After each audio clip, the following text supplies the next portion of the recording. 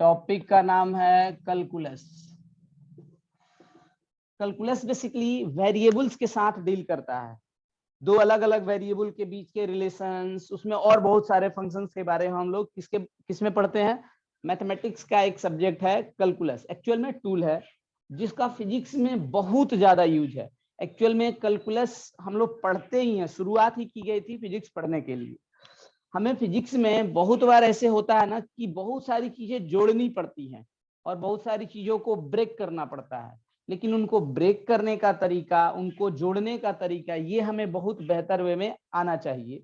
और नॉर्मली जो हम लोगों ने सीखा है उस तरीके से अगर ऐड करें या ब्रेक करें तो हमारे लिए प्रोसेस बड़ा कॉम्प्लिकेटेड हो जाता है।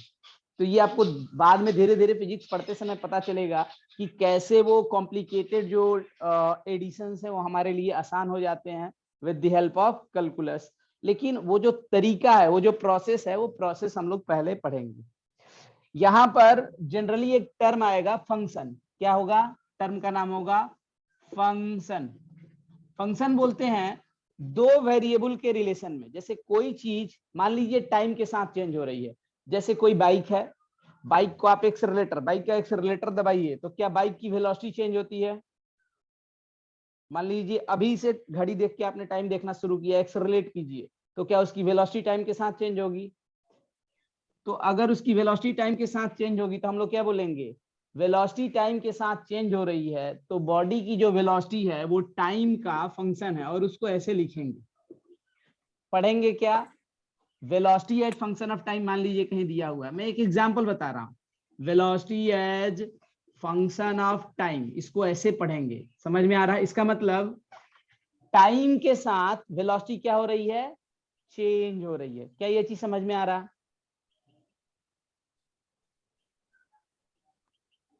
दो वेरिएबल के रिलेशन को, जैसे अगर मैं लिखूं y equal to 2x plus 3, तो इसको बोलेंगे ना, ये अलजेब्रिक फंक्शन आपको दिख रहा है तो इसको बोलेंगे ये अलजेब्रिक फंक्शन है। कैसा फंक्शन है? अलजेब्रिक फंक्शन, जिसमें x और y क्या है? वेरिएबल है। x और y यहां पर क्या है? x एंड y ये क्या है? वेरिएबल। वेरिएबल किनको बोलते हैं? जिनकी वैल्यू चेंज हो सकती है, उसको क्या बोलेंगे? वेरिएबल। अच्छा, यहां पर आप देखिए x की वैल्यू चेंज करेंगे तो क्या y की वैल्यू चेंज होगी? x की वैल्यू 0 रखेंगे तो y की वैल्यू कितनी होगी? 3। x की वैल्यू 1 रखेंगे तो y की वैल्यू कितनी होने वाली है? 1 रखिए तो क्या 5 हो जाएगा? 5। तो x की वैल्यू चेंज करने से तो यहाँ क्या बोलेंगे? y किसका फंक्शन है? इसको क्या पढ़ेंगे? y is function of x। y x का फंक्शन है। समझ में आ रहा है क्या सबको? ये इसको पढ़ेंगे y x का फंक्शन है। निखिल समझ में आ रहा? पढ़ेंगे कैसे इसको? अच्छा, ये तो अब इस फंक्शन का नाम क्या होगा? क्योंकि ये अलजेब्रिक रिलेशन है तो इसको बोलेंगे ये अलजेब्रिक फंक्शन है। जैसे अगर मान लीजिए हमारे पास दिया हुआ है x equal to sine t, या फिर y equal to ten x, y equal to ten x, तो जैसे जैसे x की वैल्यू चेंज करेंगे, जैसे x की वैल्यू 30 हो जाए, x की वैल्यू 45 हो जाए, तो x की वैल्यू चेंज करेंगे तो क्या y की वैल्यू भी चेंज होगी? Yes sir. तो यहाँ पर क्या पढ़ेंगे? x किसका फंक्शन है, सॉरी y किसका फंक्शन है? y x पे डिपेंड कर रहा है, मतलब x की वैल्यू चेंज करेंगे तो y की वैल्यू भी चेंज होगी। अमितांशु, ये वर्ड समझ में आ रहा है ना? वो धीरे धीरे भी आपको समझ में आ जाएगा। किसी एक चीज के, जो चीज चेंज होती है उसको वेरिएबल बोलते हैं, जिसकी वैल्यू कांस्टेंट रहती है, चेंज नहीं होती है, उसको कांस्टेंट बोलते हैं। फिजिक्स में दो तरह के वेरिएबल होते हैं। कितने तरह के? दो तरह के। तो ये जो वर्ड्स आते जाएंगे इनसे हम लोग को डरने की जरूरत नहीं है। मैं थोड़ा सा वेरिएबल के बारे में बता देता हूँ। वेरिएबल, वेरिएबल मतलब जिसकी वैल्यू चेंज हो सकती है, वेरी कर सकती है। दो तरह के वेरिएबल होते हैं, एक को बोलते हैं इंडिपेंडेंट, इंडिपेंडेंट वेरिएबल, थोड़ा सा पेशेंस रख के सुनिए, सब समझ में आ जाएगा। दूसरे को बोलते हैं डिपेंडेंट वेरिएबल, एक को बोलते हैं डिपेंडेंट वेरिएबल। जैसे अगर मैं पूछूं आपसे, टाइम किसी चीज पे डिपेंड करता है नहीं करता है? टाइम हमेशा आगे बढ़ता ही है, किसी चीज पे डिपेंड नहीं करता है। तो टाइम, जनरली टाइम को कैसा वेरिएबल बोलेंगे? डिपेंडेंट और इंडिपेंडेंट?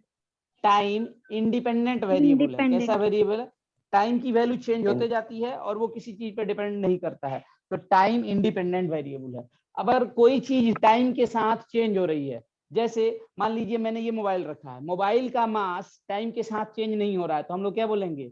इसका मास जो है वो कांस्टेंट है, मास कांस्टेंट है।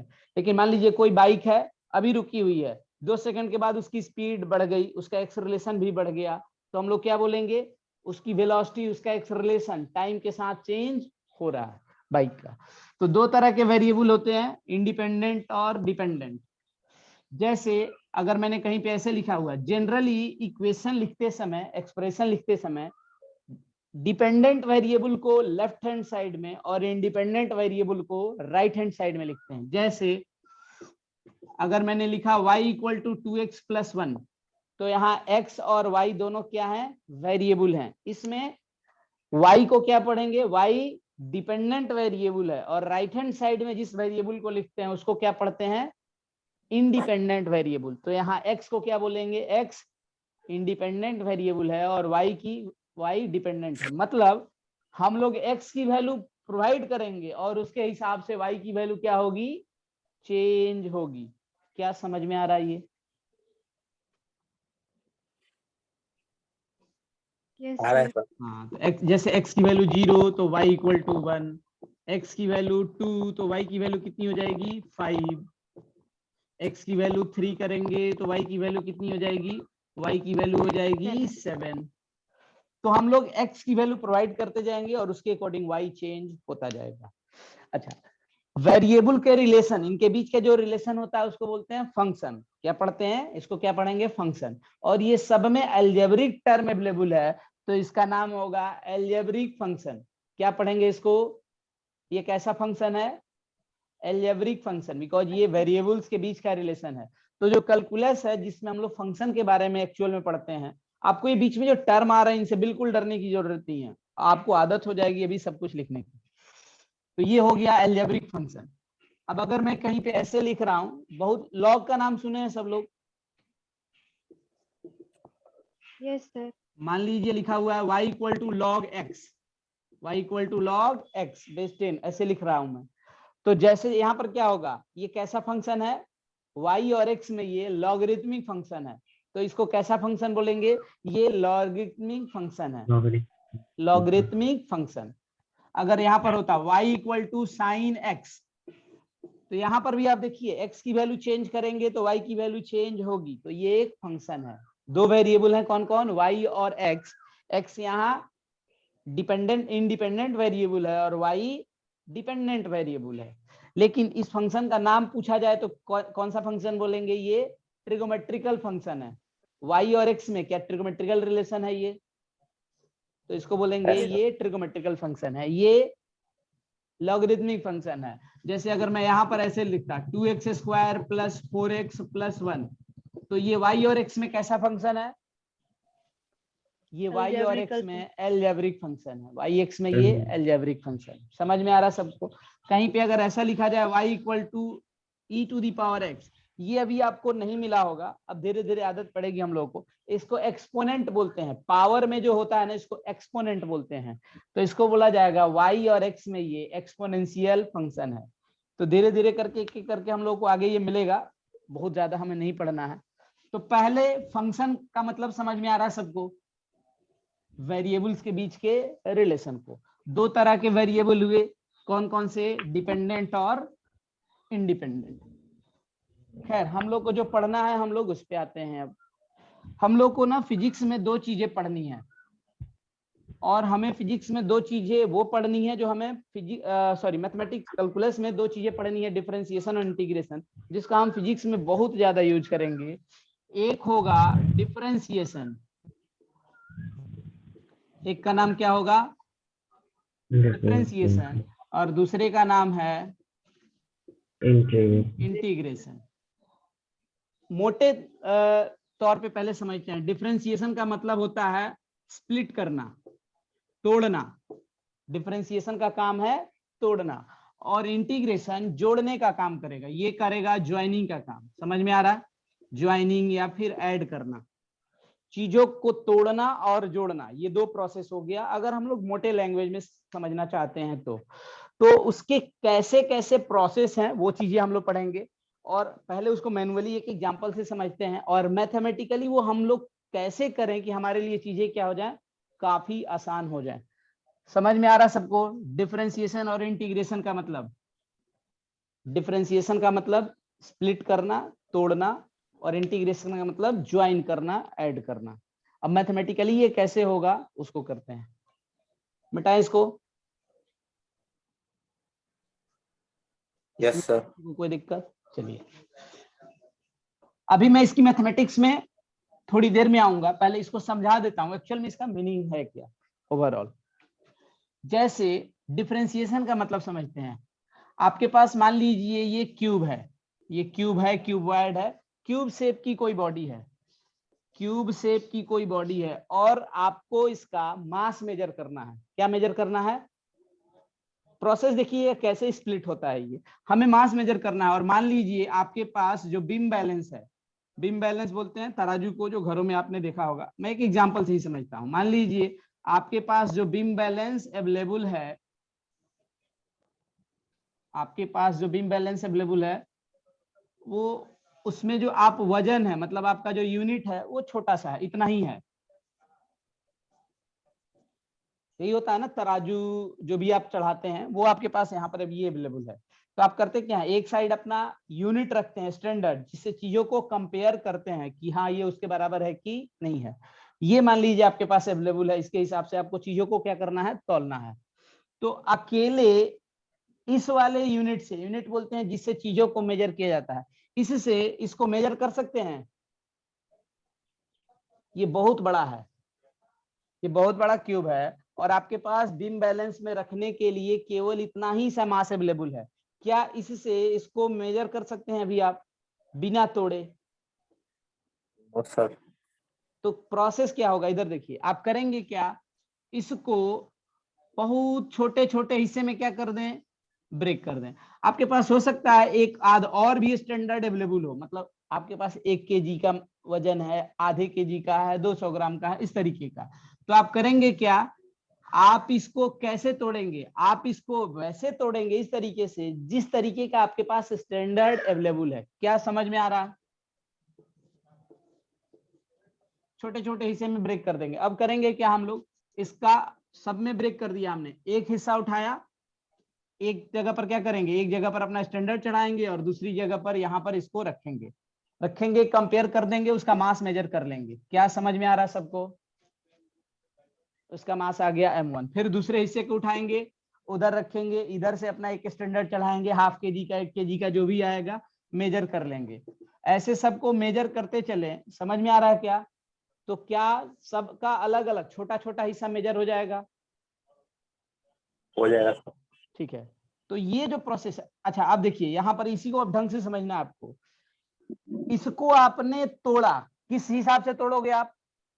जिस तरीके का आपके पास स्टैंडर्ड है, मतलब जिससे कि आप आसानी से क्या कर सकते हो, इसको मेजर कर सकते हो।